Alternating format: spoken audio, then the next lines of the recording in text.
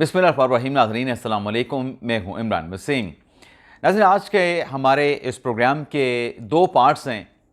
पहले पार्ट्स में हम बात करेंगे पाकिस्तान तहरीक-ए-इंसाफ की हुकूमत की जानिब से कौन सा नया कानून जो है वो नाफिज कर दिया गया है और इस कानून के नफाज के बाद तहरीक-ए-इंसाफ के लिए बुरी खबर क्या है और जज ने PTI को लेके क्यों हाथ खड़े कर दिए।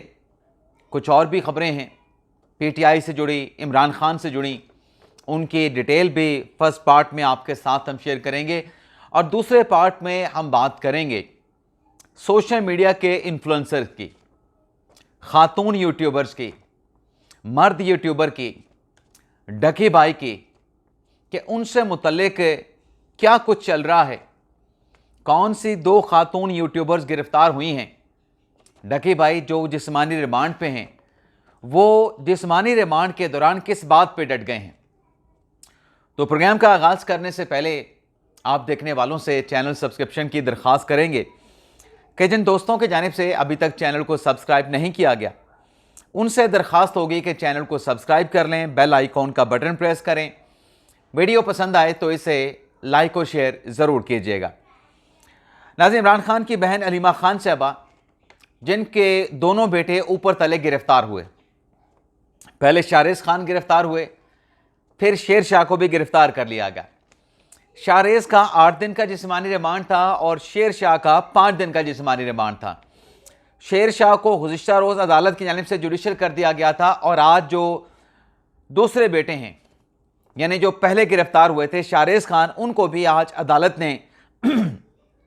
इंसदाद दहशतगर्दी की अदालत ने जिस्मानी रिमांड की इस्तदा को मुस्तरद करते हुए जुडिशल भिजवा दिया है। अब दोनों बेटों की ज़मानत की दरख्वास्त जो है वो दायर की जा सकती है, ज़मानत के लिए अदालत से रजू किया जा सकता है। लेकिन दोनों बेटों से मुतल्लिक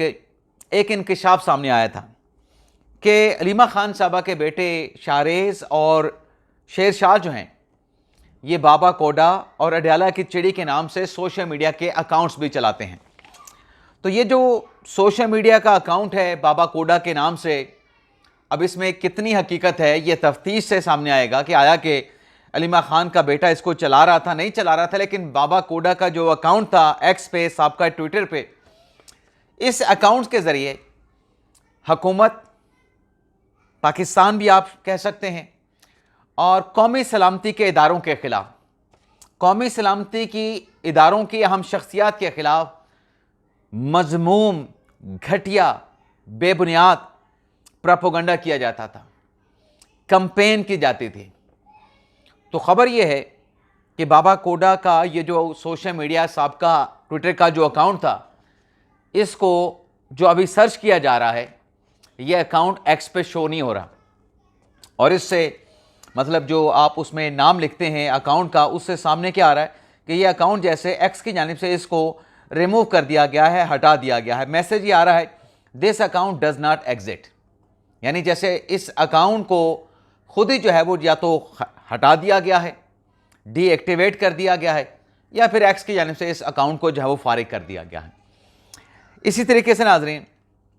इमरान खान साहब के जो तोशाखाना केस की समाअत जो आज होना थी मौखर कर दी गई थी, उसमें 1 सितंबर की तारीख आ गई है।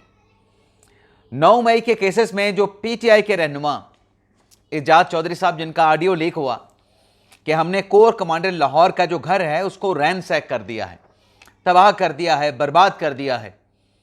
तोड़ फोड़ कर दी है, आग वहाँ पे लगा दी है। अब वो जो वीडियो है इजाज़ चौधरी साहब की, ये ऑडियो है PTI के रहनुमा की, 9 मई के 3 केस में कन्विक्ट हुए हैं इजाज़ चौधरी साहब। एक केस में ऑलरेडी अपील फाइल कर चुके हैं। लाहौर के 9 मई के 2 मजीद मुकदमात में कन्विक्शन के खिलाफ इजाज़ चौधरी साहब के जो वकील हैं मियां इशफाक अली, उन्होंने अपील दायर कर दी है और इस अपील में कहा गया है कि हक़ाइक़ के बरक्स जो है इजाज़ चौधरी साहब को सज़ा सुनाई गई, सियासी इंतकाम का निशाना बनाया गया, तो लिहाजा ये अपीलें समाअत के लिए मंजूर की जाएं और पहले मरले में अदालत से रिलीफ ये मांगा गया है कि इजाज़ चौधरी की सज़ा को सस्पेंड करके, जो कि पहले दिन से ट्रायल शुरू होने से पहले जेल में मौजूद हैं, उनको ज़मानत पर रिहा किया जाए। ये लाहौर का हाई कोर्ट से इस्तदा है कि उन्हें ज़मानत पर रिहा किया जाए। इसी तरीके के साथ साथ नाज़रीन, एक और ख़बर है पाकिस्तान तहरीक इंसाफ से जुड़ी। नाज़रीन, पाकिस्तान तहरीक इंसाफ के 3 रहनुमा उमर अयूब साहब, शिबली फराज साहब और शिबली फराज साहब के साथ जनाब जरताज गुल साहबा पेशावर हाई कोर्ट गई और पेशावर हाई कोर्ट से पीटीआई के इन 3 रहनुमाओं को रिलीफ मिल गया अपनी नाअहली के खिलाफ, और इलेक्शन कमीशन को इन 3 पीटीआई के रहनुमाओं को पेशावर हाई कोर्ट ने फर्दर किसी कार्रवाई से रोक दिया। अब ये इतना बड़ा रिलीफ मिला पीटीआई के रहनुमाओं को, जिसके बाद जो और पीटीआई के लोग 9 मई के केसेस में कन्विक्ट हुए, जिसमें जनाब हामिद रजा साहब थे, राय हसन खान थे, राय मुर्तज़ा इकबाल, हैदर अली, अंसार इकबाल, इन्होंने भी 9 मई के केसेस में इंसदाद दहशतगर्दी अदालत का जो फैसला था उस पर रिलीफ हासिल करने के लिए पेशावर हाई कोर्ट से रिव्यू किया। लेकिन पेशावर हाई कोर्ट ने पीटीआई के इन 5 लोगों को रिलीफ देने से इनकार कर दिया। अब वजह क्या बनी? आपके जहन में भी सवाल आएगा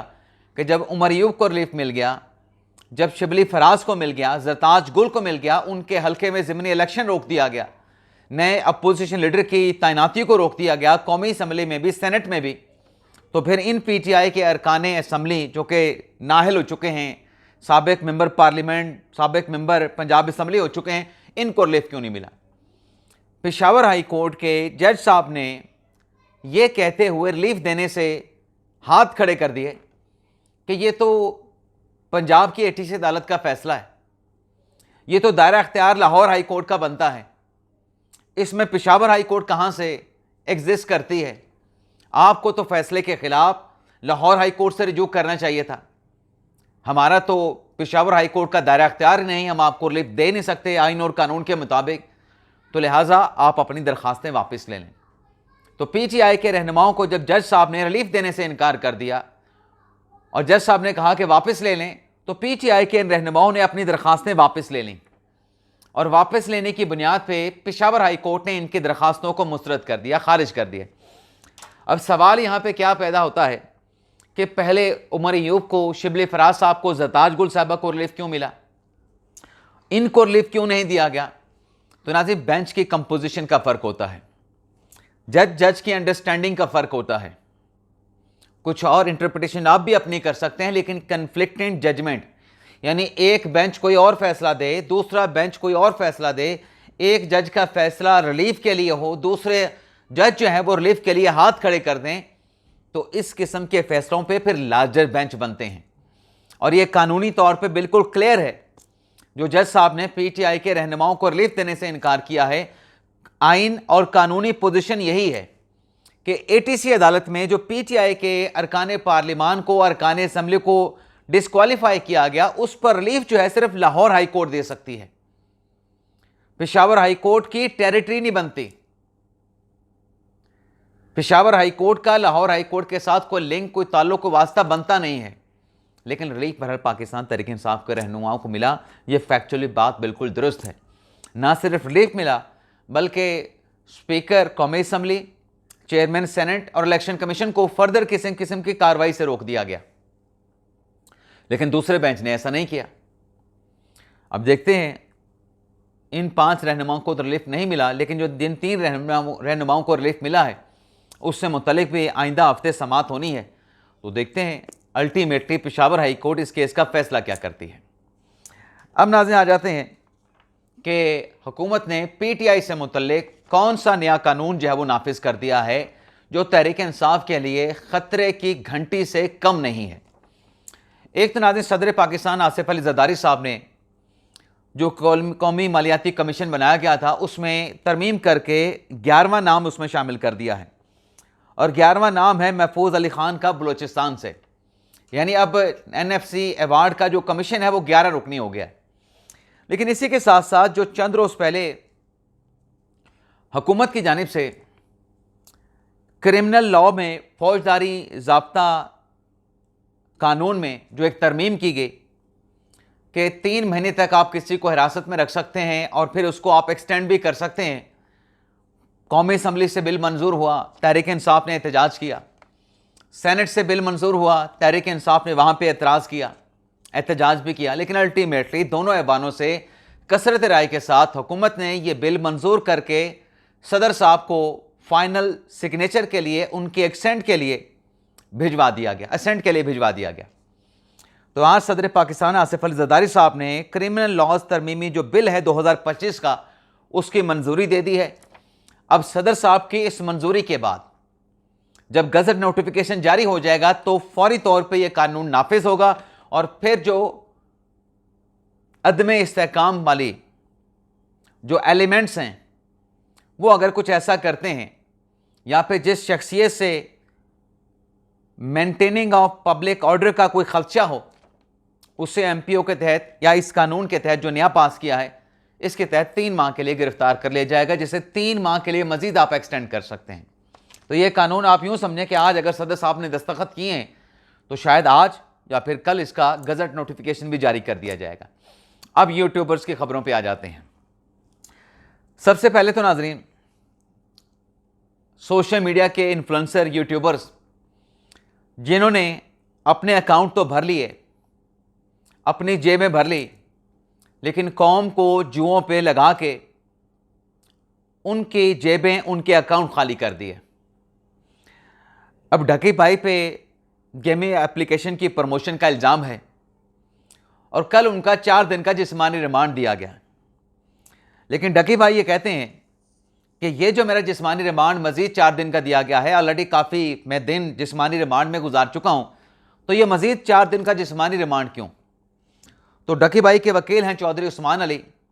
उनकी तरफ से मज़ीद 4 दिन का जो जिस्मानी रिमांड एक्सटेंड किया गया है उसको एपलेट फोरम पे चैलेंज कर दिया गया है और एपलेट फोरम के सामने ढकी भाई के वकील चौधरी उस्मान अली की इस्तदा ये है कि जज साहब ने हकायक का जायज़ा नहीं लिया, हकायक के बरखिलाफ जाके जिस्मानी रिमांड को एक्सटेंड किया गया, तो लिहाजा लोअर कोर्ट्स का जो इम्प्यून जजमेंट है उसको कलअदम करार दे के जुडिशल किया जाए ताकि वो अदालत से जो उनके खिलाफ केस, जो इंक्वायरी चल रही है उस केस में वो ज़मानत के लिए रिजू कर सकें। अच्छा, जो ढकी भाई साहब ने अब इस जिस्मानी रिमांड को चैलेंज किया, जो कि जज साहब ने उनकी अपील को समाअत के लिए मंजूर करके 1 सितंबर का नोटिस भी जारी कर दिया है, वहीं जो ढकी भाई की खातून यूट्यूबर या सोशल मीडिया इन्फ्लुएंसर जो उनकी अहलियाँ हैं अरूप जतोई साहबा, उनको भी गिरफ्तारी का डर है, उनको भी एनसीसीआई की जानिब से पेशी का नोटिस भेजा गया है।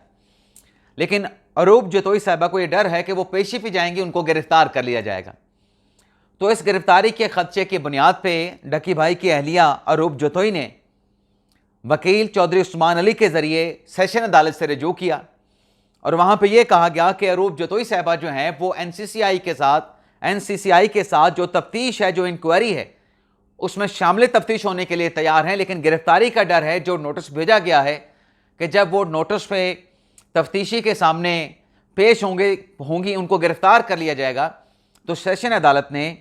इस उम्मीद पे, इस यकीन दहानी पे कि वो शामिल तफ्तीश होंगी, अरूप जतोई साहबा की ज़मानत को 15 सितंबर तक एक्सटेंड कर दिया गया है और आइंदा की तारीख पे एनसीसीआई से अरूप जतोई से मुतल्लिक, उनके शामिल तफ्तीश होने से मुतल्लिक रिपोर्ट भी जो है वो तलब कर ली गई है। लेकिन आज 4 और यूट्यूबर भी हैं, जिसमें 2 ख़वातीन हैं और 2 मर्द हैं। एक शहरोज़ हैं, दूसरे शहरियार हैं।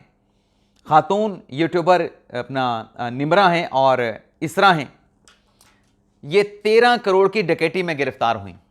कराची के पोश एरिया में एक शोरूम के मालिक के घर में 13 करोड़ की डकैती के इल्ज़ाम में इनको गिरफ्तार किया गया था। तो इन चारों यूट्यूबर्स ने, यानी 2 ख़वातीन 2 मर्द यूट्यूबर ने ज़मानत के लिए अदालत से रिजू किया। तो अदालत ने 2 यूट्यूबर की ज़मानत को एक्सेप्ट कर लिया, 2 यूट्यूबर की ज़मानत को मुस्तरद कर दिया। अब जिनकी ज़मानत एक्सेप्ट हुई है उसमें शहरोज़ और निमरा हैं, एक लड़की यानी एक लड़का, और जिनकी मुस्तरद हुई है उसमें शहरियार और युसरा है जिनको ज़मानत नहीं दी गई। तो ये जो सोशल मीडिया के इन्फ्लुएंसर हैं, अच्छे भी हैं, सारे बुरे नहीं हैं, लेकिन कुछ ऐसे हैं जिन्होंने पैसों के लिए कौम को न जाने किन कामों पे लगा दिया, जिन्होंने पैसे की इतनी नुमाइश की और फिर उस नुमाइश के बाद जो गेमिंग ऐप्स की प्रमोशन की गई तो कौम जो है वो लुटी है। पैसे यूट्यूबर्स की पॉकेट्स में भी गए होंगे, लेकिन जो एक्चुअल जो गेमिंग ऐप्स बनाने वाले के पीछे जो मालकान हैं उन्होंने अंदाज़ा करें कि कितने अरबों रुपए समेटे होंगे, गबन किया होगा। और ये एक नया ट्रेंड है, एक नया रुझान, नया तरीकाकार है कि लूट मार फ्रॉड कैसे करना है। कभी डबल शॉट जैसे स्कैंडल हुआ करते थे, कभी बी4यू कंपनी जैसे स्कैंडल हुआ करते थे, अब नया डिजिटल तरीका गेमिंग ऐप्स आ गई हैं, यानी जुए को गेमिंग ऐप का नाम दे दिया गया है। इजाज़त चाहते हैं नाज़रीन, अल्लाह हाफिज़।